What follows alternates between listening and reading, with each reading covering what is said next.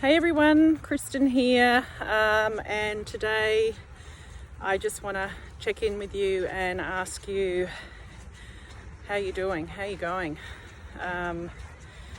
It's really quite fascinating the change that gets thrown upon us every day, literally at this point. How you going, and what I would really love for you to do, if you're open to it, is just to leave a comment below and let me know what it is that you're actually struggling with most at this point in time, what you need help with at this point in time.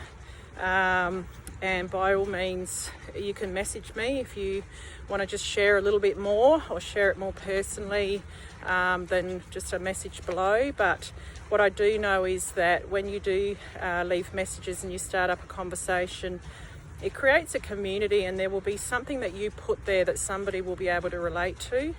And I think the most important thing as we get isolated is that we still feel like we have a sense of community, that we're connected to people, that people have the same problems as us, that we're not alone in that, but obviously coming from a very supportive viewpoint, because as I said in a previous video, we need to be really mindful about what we let in and what we shut out, and just having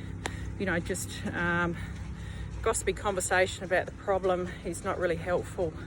But what I did want to share with you guys today is that when we have change forced upon us and it throws us into a sense of a crisis, so for some of you that might be around your health, that you already have a predisposition or a challenged immune system, that the virus itself is a real threat, or it might be that you're financially feeling so much instability and fear right now about how you're going to pay the rent, how you're going to pay for bills, support your family, and then for others it'll be, how am I going to micromanage everything that I've got going on in my life between work and kids, and all of a sudden you've got homeschooling thrust upon you and everybody's got to be in the same household.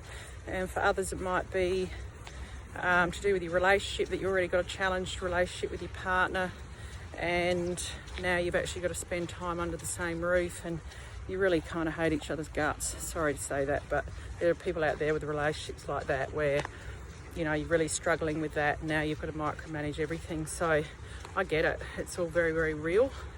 But I just want to say this to you on an upside, is that the times where we are most challenged, where we have change thrust upon us and we are forced to change, are the times where we have the most amount of growth. So if you look back over your life, and I just look back over my life at times where when I'm having to go through that change, it's so uncomfortable. It's like you'd rather not be experiencing it because you do have so much fear. But then when I look back, I actually see the blessing in it. I see how if I didn't have that situation forced upon me, I wouldn't have made the changes necessary in my life. And if we look back over our life, you haven't got to where you are now because things didn't work out for you. Behind every person is a personal story of struggle. We've all overcome things in our life.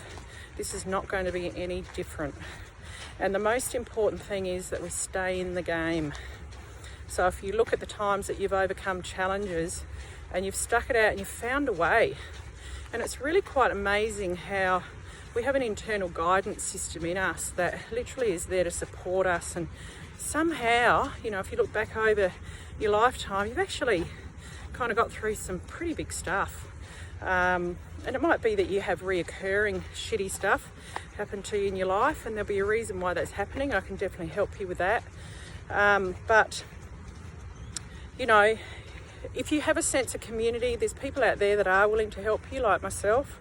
I don't think there's one person that would condemn anybody at this point in time for asking for help. And I know that sometimes that's hard because you've got to swallow your pride.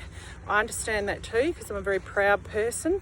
And we feel like we should be coping, or we might feel a little bit embarrassed that we have an area of our life where people had the perception that we had control. we're under control, our life's in control, and we have to actually confess that, you know, at this point in time, my life's a little bit out of control. And I guarantee you, the people around you that love you absolutely want to make sure that you're okay, that you're mentally in a good place, that you're actually going to be okay, and that's in whatever capacity that is. And that's the most important thing. If you are having any problems at all managing your stress, or you're having any problems at all with any fear or anxiety that you don't feel like you can manage at this point in time, please reach out to me. I have an incredible amount of knowledge, but I have a tool that is incredible for changing mindset. Your mindset, what you think, determines what you feel, and what you feel determines what you think. And if you have this perpetual cycle of fear going on, you're going to need help to get out of it. And I've got a really, really quick tool, very quick tool, and it's not about chanting positive mantras or having to think yourself into a positive place.